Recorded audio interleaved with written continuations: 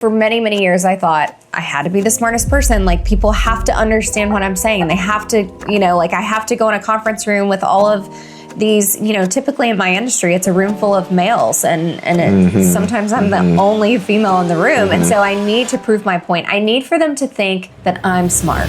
That got me nowhere, though. So I would leave places frustrated because I didn't ask questions because I didn't want to seem unintelligent. Smart does not equal leadership.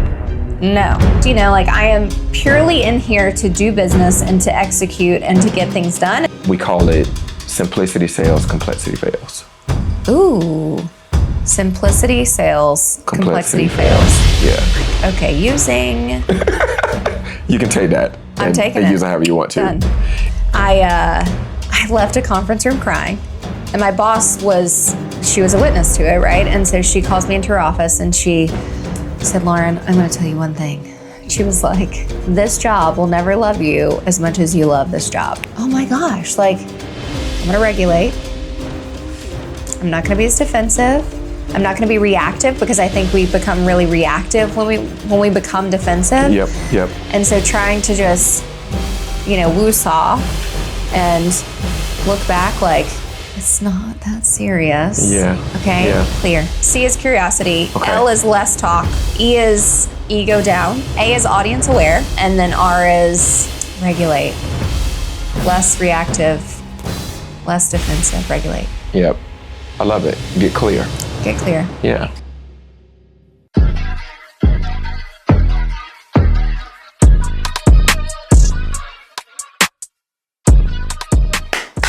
What's going on, guys? Lasada Pippen here, aka LP. Welcome to the Say It Better seasonal sit down where I have interesting, phenomenal people, friends, colleagues, business leaders, entrepreneurs, you name it, we have them here. Today, I have the pleasure of having not only a friend, not only a phenomenal person, not only a person who's a great wife, great mom, great human, and altogether, she's a family friend. And so I am excited. I'm putting my hands together even before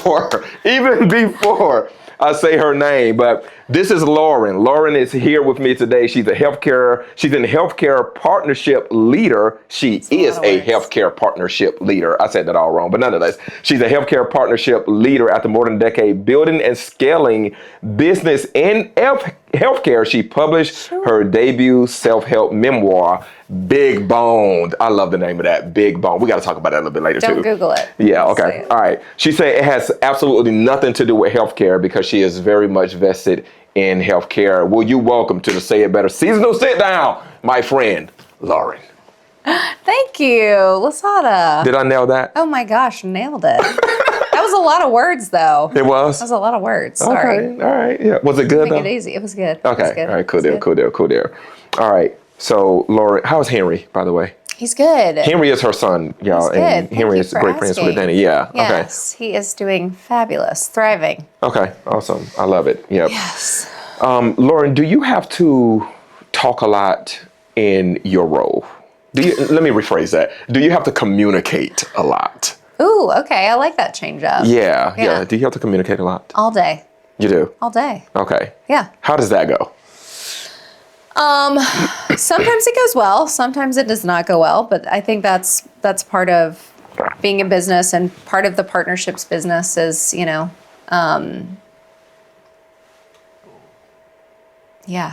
How does your setup work? So you're a healthcare partnership leader. Yes. Do you have direct reports? Like what does that structure look like for you? Yeah. So typically in a partner's business, it is instead, think of direct sales, right? Like most businesses have like a direct sales channel. Got it. Other businesses who are really looking to scale might have a channel business or a partnerships business. So this is like external to the core business, right? So okay, got it. I've got my direct sales channel, but then also within the business that I'm in right now, we, instead of just that core business, we want to really scale and expand. And it's really that omni-channel presence for your business. And so exploring that through partnerships outside of your core business is really what helps a business scale through partnerships. Yeah. Okay. All right. Very well understood. Yeah. Okay. Awesome.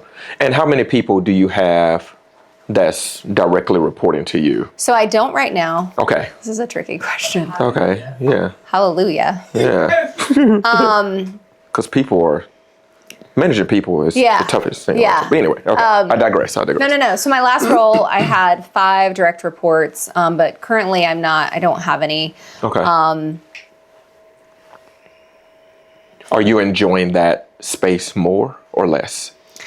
I do, because I do miss leading people. I think that there's an opportunity there to really like coach and manage others. I do find joy in that, and helping them exceed and meet their goals. I think that's when,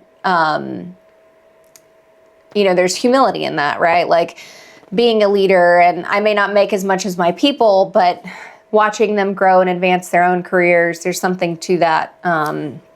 Seeing them exceed, but I feel like when you lead sales, you get a chance to really evolve a business. Totally. Yeah. Why is that? Why sales specifically?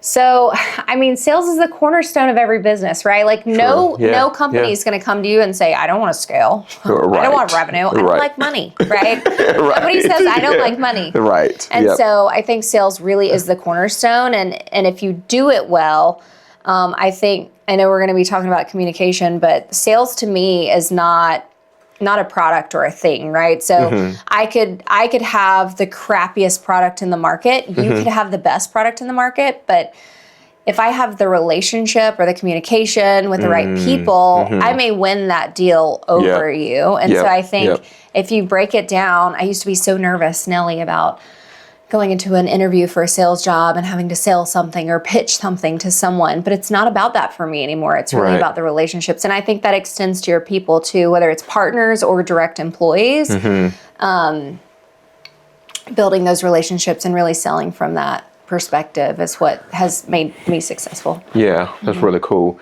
I've heard that with several huge brands that if we compare the top 2 brands in any particular industry, just because one brand is better than the other in terms of sales, it doesn't mean that it is the best product. Yeah. And I thought that was, wow, I was like, wow, that's absolutely phenomenal that you're not the best product. This other product has more technology, more gadgets, more functionality. Yeah. But this product over here with the better brand, better communication, better relationships, is perceived as the better product. So I think that's along the lines of what you're talking about. Yeah. Well, I just, it's funny you say that because I just lost a deal to a company that I'd been working on for quite some time, but the competitor got to them a year before me. And so they were able to really establish that relationship. And I know I have a better product, beyond a shadow of a doubt. I have a better network. I have a better reach to physicians. I have a better message for physicians to carry to their patients. But because this other competitor got to them a year before, and that's a year of building a relationship, of wining and dining someone, of learning about their children, of, things like that. And so I'm happy for the competitor, like they got in there, they did what they needed to do early and often. And so they won the deal, and rightfully so, they'll call me back, but. Yeah, totally. So we had someone else, I asked him the question, what's the secret sauce for sales, right? And he mentioned relationships. Okay. So the follow-up question that I have is, how do you not come across like my relationships is solely like genuine? Because they know you're here to sell them something. Yep. So how do you make that relationship genuine? So I don't start out like that at all. I don't show slide decks. I don't show PowerPoints to anybody. I'm having a conversation. I'm getting to know you. When I'm making that first deal, I try to leverage connections first, right? I try to leverage my network. If I don't know someone, I'm going to go to a C-level of another company that might know someone. So I'll really try to leverage the relationships first. And then if I start cold calling, it's about the relationship. Like I'll look at their LinkedIn. I'll say, oh, they just wrote an article for New York Times or whatever. That's a terrible example, but so then I'll try to engage with them based on their own personal. People love themselves, right? Of course, people are selfish. That's fair. Yep. There's their own self-consciousness is better, and so they want to hear about themselves. So if you kind of tickle with a little intro, like Lasada, I just saw your talk in Chicago. It was amazing. Oh, like, yay. I'd love to sit down with you for coffee if you're ever in Atlanta. Actually, I'm flying to Chicago next week. Forget about it. Like, just meet me here. So then you start, and it may take 3 years of having coffee with you, which can get exhausting. True. But I'm just building that relationship. I don't really care if you buy my product. I mean, I do, but mine is all just built off of that foundational relationship. That's really good. I don't even know if I answered the question. No, that's really good. Yeah. You mentioned, you talked about leading people that are smarter than you. Tell me about that. Because that can be, you were just talking about how people love themselves, right? Mm-hmm. To me, that takes a certain type of leader that doesn't have ego, that doesn't have character issues, to be able to say, hey, I lead people that are smarter than me. Yeah. You can acknowledge that and you can say that out loud. Uh-huh. Talk to me about that. Okay, so this took me a long time though. Okay. This is not something that like has been brewing and I've been working with for a long time. Like that thought has evolved over years and years and years of leading people. Okay, got it. Okay. So for the longest time, I thought I had to be the smartest one, and I thought I had to prove my point. And I thought, like, if we're in a conference room, sorry. No, you're good. 'Tis the season, right? I'm like, Tis the season. Yes, I don't know indeed. what it is. No worries. I promise it's not the flu. Right. Yeah. Get off. So for many, many years, I thought I had to be the smartest person. Like, people have to understand what I'm saying. They have to, like, I have to go in a conference room with all of these, typically in my industry, it's a room full of males, and sometimes I'm the only female in the room. And so I need to prove my point. I need for them to think that I'm smart and I am intelligent, and and so that got me nowhere though, because I was beating myself up, and I would leave. Right. I would leave with questions and no answers because I was scared to ask. So I would leave places frustrated because I didn't ask questions because I didn't want to seem unintelligent or not smart enough to have grasped the concept from the 30-minute meeting that we had. And somebody, I don't know if it was like a podcast or a talk that I heard or something about leading people smarter than you and how that's perfectly okay and how we can't expect ourselves to be the smartest one in the room. And then I just started like putting on that hat and trying it out for size and really noticing like I have sales reps that are way smarter than me. I had one sales rep in particular for a while who, he was incredible. Oh my gosh. And he would get on the phone and he would talk to every C-level.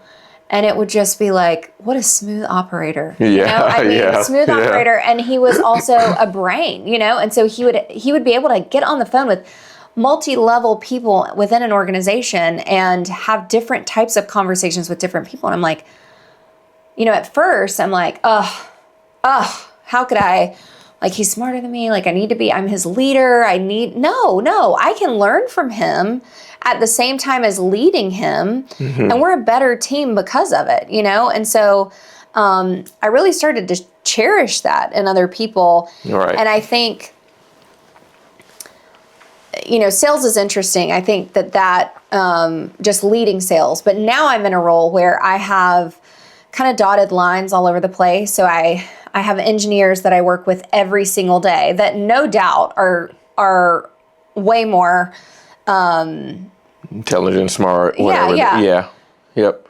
And learning to communicate with them. I mean, it doesn't matter if somebody's smarter or not smarter, but like asking the questions and making sure that the objective is stated before we meet, and that, there's two ways, right? Like I have a way that I'm talking to you, like what's my intention of meeting with you, engineer or smart person or whatever. Right. But then also like, how are you going to receive it? Yep. Making sure that it's kind of a two-way street. Here's what I was hearing also is that smart does not equal leadership. No. So you can lead people smarter than you, but it doesn't automatically mean that a smart person has the leadership skill or the leadership traits. Right. And they can be smart as a whip. Yeah. But it doesn't mean that they can be a leader. Right. So you leading people smarter than you sounds perfectly fine to me in my world. When you need people to execute. Like if I didn't have that relationship with my engineers, our product would not run. They run the ship. They run the product. And so But, you know, from a business side of things, you know, it's like the whole, what do they say? Like, you know, the CEO is typically like the dreamer, but you need others to be able to execute on the thing. Yeah. So you need executors, you need people that also challenge that dreamy mentality to kind of keep things earth. You have to be able to keep things earth. You know what I mean? Is that like husband and wife too? I feel like. Oh yes, that's definitely husband and wife too. Who's more dreamy? Is it me or you? What would you say? What did you say? You. You pointed at me. I am pretty dreamy, but I am pretty dreamy. Yeah, I just got to say it. I'm pretty dreamy. Yeah. The executors to me, like, oh, we're gonna do these. Okay, these are the steps we need to do. Would you agree? Well, I'm the dreamer and the executor. But Wyatt, God, that's my child. Yeah. Henry, Matt. No, Matthew. Matt. Okay, cut. I'm sure Do you Matt. do that all the time? Like I'll call Henry, Matthew, or what? I'm just like the names. Yeah. God, I told the kids to put on their cereal this morning when I meant shoe. Yeah. And they cackled about that the entire way to school. Yes. Mom said put on your cereal. I don't think Matt will mind you calling him Henry. Wyatt or whatever. All right. Okay. Question on what you said earlier, because I really like that. I struggle with the same thing, being the only female in the room and being the smartest, and also having to like be smart like the men. Yes. When your mind shifted to like, I don't have to do that. Like, did your confidence level change? What internally 1000%. Yes. Okay. Yes. I think like I don't need to be the smartest person in the room. I need to be clear, and I need to walk out of here with the an objective or next steps. But like, also just stop taking things so seriously. It's just not. This is not an IQ competition or a test, like I am purely in here to do business and to execute and to get things done. And so if I've got to talk with a brain and, they're the one that's going to feed me information to get the job done, then I'm there to purely out of curiosity, right? Like tell me all the things, like let me learn from you. And then I walk out of there a little smarter, right? And then you take, that's how we evolve, right? Like you just take all these bits and pieces and. Totally, yeah. I've realized also with people that are really brainy, it's good to have people like you who are curious, because I realize that brainy people have a hard time simplifying complex ideas. Yes. Especially engineers, tech industry type of people. Or no urgency.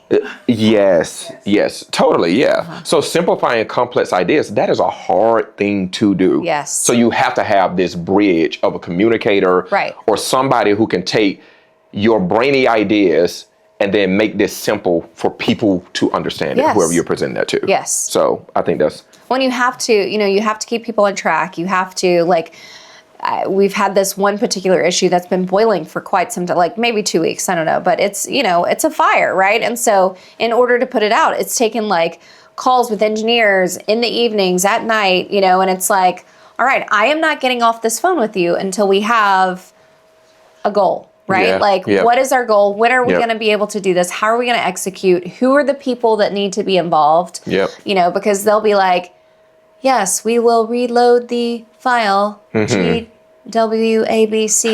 on the server 29500. Right. And it will be done once we finish our risk evaluation. And I'm like, all of that language. That. One simple answer. Yes. So Tuesday? Tuesday. Right. 4 p.m.? Yeah. All right. We're good. All right, thanks. That's all I need to know. Because I'm going to circle back Tuesday at 4 p.m., Yeah, I love that. Yeah. I had this saying when I was developing something for sales. We call it simplicity sales, complexity fails. Ooh.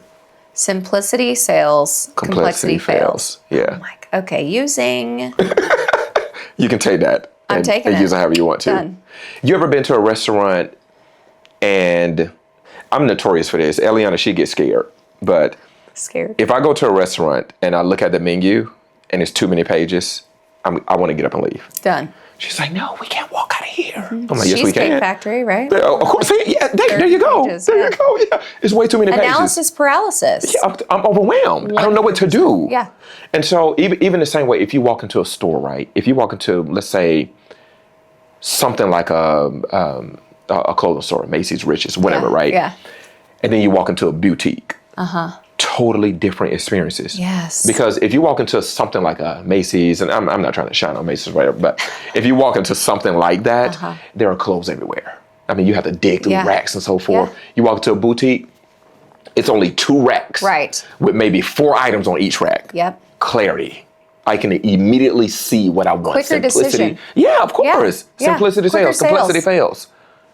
Oh my God. See, I know that. I didn't have it in that beautiful little. Yeah. I just gave you a nice little framework. Yeah, to use. If people knew that, I think they could sell more if they knew that. Yeah. If you simplify it for the consumer. Yeah. If I don't understand, I'm not buying it. Yeah. I get sales pitches all the time from these random various people. And a lot of times I reply back, what are you selling? Oh, I know. Send me an email that has 2 sentences. Yeah. Yeah. That's it. I had a scarf. I had a scarf business a while ago, and I wanted it to be like. Have you ever been to spoonflower.com? Okay, so Spoonflower it's like a fabric. You can do anything with any type of pattern, and they have maybe hundreds of pages of patterns, right? But you could like make it into a vinyl fabric, or you could make it into a linen fabric, or you can screen print or what, I don't know how they're doing it. That's maybe too simple, but printing these patterns on whatever you want, literally whatever you want. But the pattern catalog is ginormous. And so I kind of, in my head, I wanted the scarf company that like people would go on and they would be able to like custom design their scarves. And then I would sew it and I would ship it to you. And early on in the process, somebody was like, okay, if you go into Target and there are 10 purses, all the same, but like different colors, or like a backpack, right? Yeah. But there's one in pink and yellow and green and whatever. And your customer's going to be standing there, and they're going to be standing there, and they're going to be standing there. And it's going to take them forever to decide. Yeah. And then, and then maybe they get to the cashier and they're like, God, but then there's that other, and it's just too much. Wow, you're right. And so then I was like, all right, I'll just do 5 fabrics. But anyways, it just reminds me of that. Yeah, that's right. We experienced that not too long ago. We were buying a book bag. And we was like, oh, get this one. But then we looked online and it was like, oh, but they have this one. And then she took it back and then she brought another one back up. And guess what? We walked out of there with no book bag. Because it was no book bag. It was just too much. Too many colors, too many options, just way too much. It's too much. I totally get it. Yeah. Yeah. You just mentioned a little while ago about that. I'm going to call it this 1% shift that you made, and it boosted your confidence when you realize that I don't have to be the smartest in the room, and I can still lead. I can still be effective. And you also mentioned something about being passionate without defensiveness. I think that's how you put it. Confidence versus credibility. Explain that to me. Gosh. So it sounds so good. It does. I know. I'm like, what? I told you what? Yes. Excuse me. Sorry for the interruption, but I had to come by here really quick and ask you one quick favor. Subscribe to the channel before you finish the episode. All right, enjoy the rest of it. I've always been a feeler, like I've always been emotional, and I can't stand that about myself, but it just is me. And Henry's the exact same way. I apologize to him all the time. I'm so sorry, you're just like me. This was my first like big corporate job, right? And I'm passionate, like I wanted this was again first job, right? So that idea or way of thinking has certainly evolved from credibility or to credibility. But I left a conference room crying, and my boss she was a witness to it, right? And so she calls me into her office and she said, Lauren, I'm going to tell you one thing. She was like, this job will never love you as much as you love this job. Oh, I love that. Oh my gosh, that's so good. So good. Yes. And then she just like let it sit for a minute. And she said, don't take yourself too seriously. Yeah. And I walked out of there, and that has stuck with me. I mean, I probably think about that every week, with something at work, with some kind of turmoil where, like, this fire that I've been putting out for the last 2 weeks, it's like, oh my gosh, like, it is. I mean, I hate to put job in the bucket of, like, it's just a job. Yeah. And these are just and the relationships matter more than the job, but, like, it's that simple. And so not having, if I'm on a call and my blood is starting to boil, I'm just like, no, like, if I sit here and get defensive, that's not helping my credibility. It's not helping, I'm just getting beat down. And so I try to come from a lens of, like, I'm going to regulate. I'm not going to be as defensive. I'm not going to be reactive, because I think we become really reactive when we become defensive. Yep. And so trying to just, woo-saw and look back like, it's not that serious. Yeah. Okay? Yeah. I mean, some jobs are. Yep. My job is not. I love that because, and especially for females, like, I think that's loud language for females, because females are naturally emotional. Yes. And we're naturally passionate. So I have the same, like, you spoke to me heavily of, like, but learning that skill of, like, this is not that important. This person's upsetting me. This is work. Who cares? Like, right. Like, talk to me about that. Like, in what language do you use? Because I struggle with that today. Yeah, like, I would say it's way more internal than it is external, even what I'm putting out, so it's me really trying to coach myself. And you have to work at it. I don't think that it doesn't come naturally, because naturally we're going to blows. Okay. Like, what are we doing? Why did you screw this up? Yes. What's going to happen as a result of this? Like, let's call, it's going in the AJC tomorrow.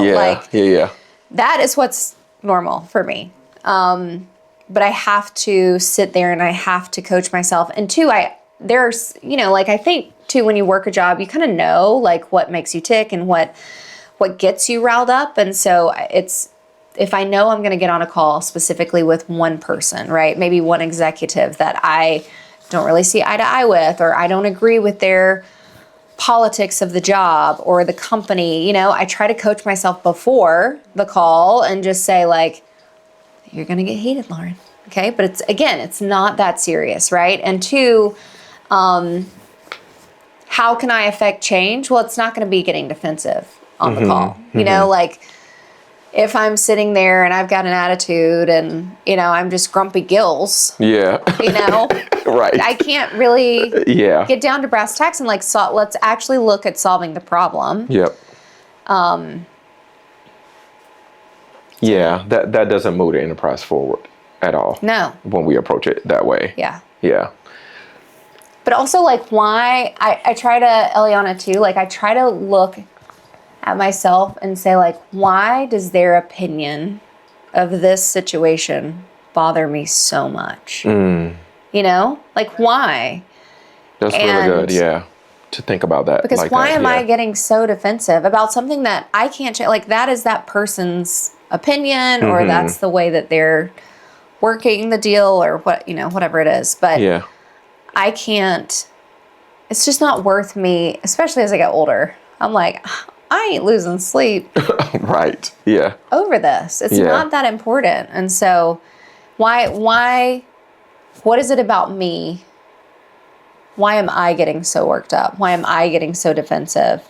And less about them being the problem and more trying to, like, circle back, like, oh my God, why is this just absolutely taking control of my life? And why am I losing my gourd? Let's tone it down. Let's regulate. It's probably one word you just mentioned, control. I realize that leaders can kind of get off track when two things are out of place. A lack of control and a lack of clarity. Yes. When those two things are out of place, leaders, they will get off the rails real fast.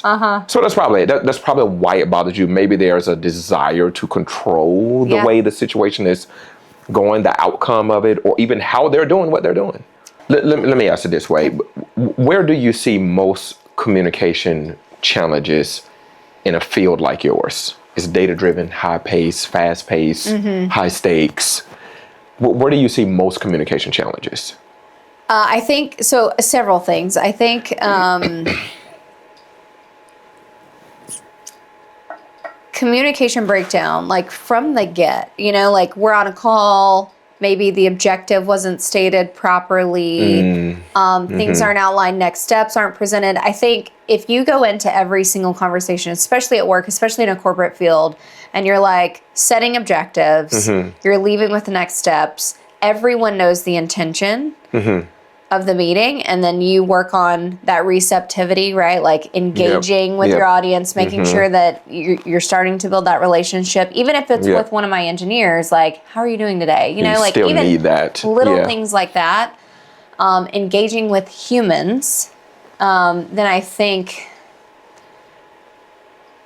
I won't say typically, because I don't know the actual stats on this, but I would say communication breakdown can start from there, just not having clarity and not having the right objectives set up in place. But I think from just a pure administrative, like corporate pet peeve is like everybody has like Slack channels, or they have, and then we have channels for channels, and then we have threads in channels, and then we have Slacks in channels, and then, and people are chatting on Teams, and they're chatting on, there's so much going on that people can't keep up and we can't digest. And so there's no like,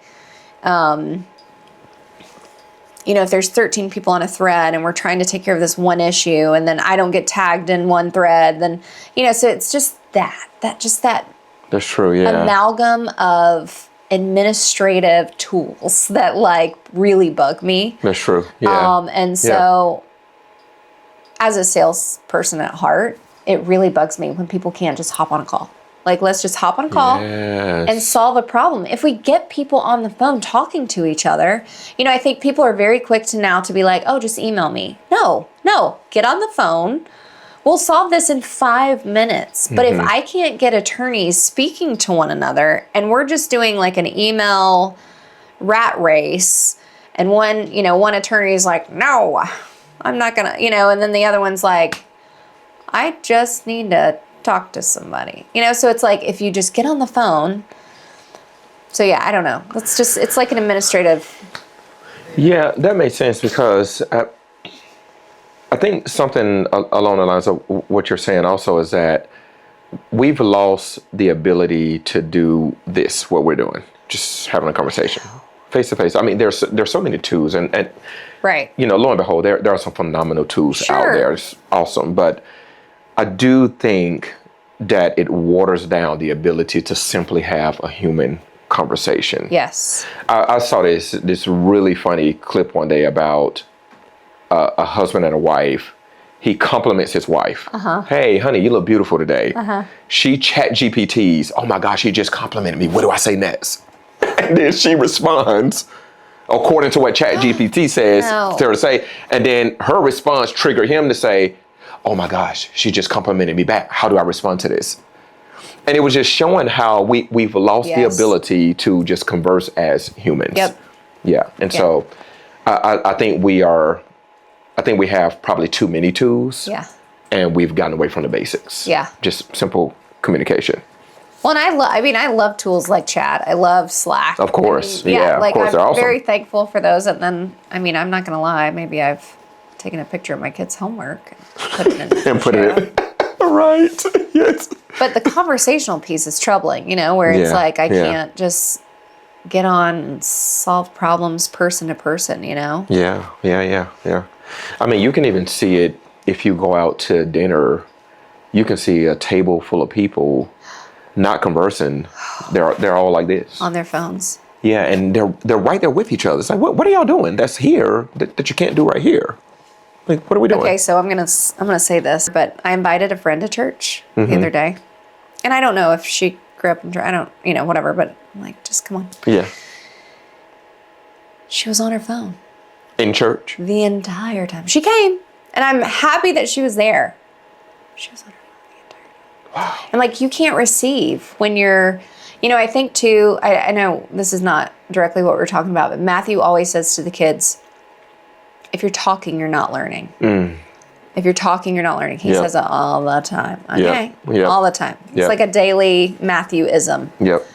Henry, if you're talking, you're not learning. You know, but it's true. It's true. Like, and not, I know she's not talking specifically. She's looking at her phone, but I'm like, you're not receiving anything, you know? And even in conversation, I was troubled myself. I went to a meeting last night and I had to be on my phone. I had a medical emergency with a friend, and so I was checking updates on my phone.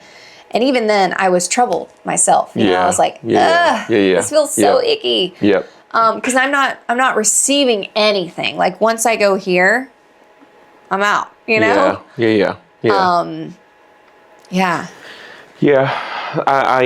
I do take, you know, great pride in being able to communicate and converse with people, humans, to where I don't have to rely on technology to tell me what to say. I want to always remain a genuine, authentic communicator. And I think the world should, you know. That's just my position on it. But you said communication is about people, not performance. Did I? You did. I said a lot of good things. You did. This is why I'm a writer and not a speaker. That's okay. Okay? It starts by writing. What did I say again, Lasada? Communication is not about, it's about people, not performance. Yes. Yeah. Yes. This is not an act. Right. Yeah. There we go. Okay. He's clicking again. Yeah. I want to get to know you. I want to get to know your kids. I want to get to know like what you're really interested in. Even if we're doing this job thing, but I want to know if you like to hike or crochet or like what your real interests are. You know, like I know it's not this job. You know, typically if you're working in corporate, let's be honest, you know, what do you dream about? And so I think it is. It's more about the people and it's less of the act, you know. I think what we were talking about earlier, like having to be right all the time and having to be the smartest person in the room and having to come off like I have the perfect words to say and the, you know, most eloquently spoken jargon in a conference room. It's just, that's just not it for me anymore, you know. And it's like, I don't know. You think that's what the performance side of it is? The acting side is when you're not concerned or care about the actual person. Right. Everything else is a performance or act. Or the problem. I mean, I don't. Yeah, sure. Yeah, or the you problem. know, like yes. we don't. I don't have to. We don't have to be besties by the end of the call. But I think too, if you're going to be more receptive to me. I'm going to be more receptive to you if we have that relationship and if there's a people connection there, you know? Yeah, got it. Versus, I don't know what I'm trying to say. It's all good. I want to wrap with this. You said, say less, listen more. And you said that. That was fire too. By the way. I love that. Yeah. Say less, listen more. That sounds like what Matthew tells Henry. If you're, how does it go? If you're talking, you're not learning. Is that what this means as well? Yes, say less, listen more. What it means, yeah. Be able to listen. Just listen. Simplify it. Yeah. Easy. Yeah, be quiet. Yeah. Ask the question, and then be quiet. Let people respond. Let people talk. Yeah, and hear them out. I've witnessed females that, I've witnessed it heavy in females mainly, of the... Girl, you ain't lying. Chatty, yeah. When you're talking and talking and talking, it's like that you're not pulling anything from the people. You know, the people that run your ship. Yeah. We run your ship. So like engage with us, learn who we are. Wow, yeah. One of the most impressive dinners I ever had was with the CEO of McKesson, and he sat down and it was a whole joke, but we agreed to the executive leadership team of our business that if we hit our numbers, my sales team, if we hit our numbers, we wanted to have dinner with the CEO. And they made it happen for us, which was, thank you, that was excellent. Yeah. But we had to send him his executive assistant, we had to send her PowerPoints of our personal lives, okay? Now I know, he memorized them, I'm sure, on the jet plane on the way there. But he walked into the room and he had a presence about him. And he said, "Lauren, it's so great to meet you. Tell me about your master's that you're doing at UGA." Wow, yeah. And I was like, oh, this is why you're CEO. You're engaging. And he doesn't know my name now, but the fact that he was interested in that conversation, and I no longer work for the company, but he was interested and he was engaged and he didn't talk. He listened, and so, say less. When you're talking, you can't learn. I love it. Yeah. Yeah. Say It Better, seasonal podcast, interesting, phenomenal people. Lauren. IPP. Is that right? IPP. Yes. I'm an IPP. Yeah. Oh, before I go, I wanted to, what was the acronym? Do you remember the acronym? Yes. Tell me the acronym. Clear. Okay, clear. Tell me what it is. C is curiosity. Curiosity. Ask questions, right? Yes. Intelligent people ask questions. Yes. They get clarity. So C is curiosity. Okay. L is less talk. Less talk. Okay. Whatever we said. Less talk, more listen. Right. E is ego down. Ego, or ego. I love that. Ego down. Love it. Ego down. Like ego, man down. Ego down. Yeah. I like that. Yes, okay. ego down. I like that. Okay. A is audience aware. Audience aware. Right? Okay. I want to engage with you. I want to learn about you and your life. Yep. Audience aware. I also want to understand what you're telling me. Yes. And then R is regulate. Less reactive, less defensive. Regulate. Clear. How do we apply that in our lives? Where do we use that? That's a nice framework. Yeah. I love it. Yeah. Yeah. So if I said, hey, you know what? I was listening to Lauren and I want to get clear. I want to be curious. I want to be audience aware. I want to regulate. I want to do all those things. Am I applying that in communication? Am I applying it in leadership? Or is that one of those things where I can apply clear almost anywhere? You can apply it at home. You know, I think the cool part about clear is that you can, before I get on a Zoom call, I can just go through the acronym, right? If I'm so good. Yeah. So good. Yep. I love it. Get clear. Get clear. Yeah. All right. Awesome. Well, Lauren, thank you for being here. Thanks, Lasada. You're a phenomenal person. You are. Love you and your family. Love you. Yeah. So thank you for having the conversation with me. Yeah, This is great. Thanks for having me. Thank you. Oh, yeah.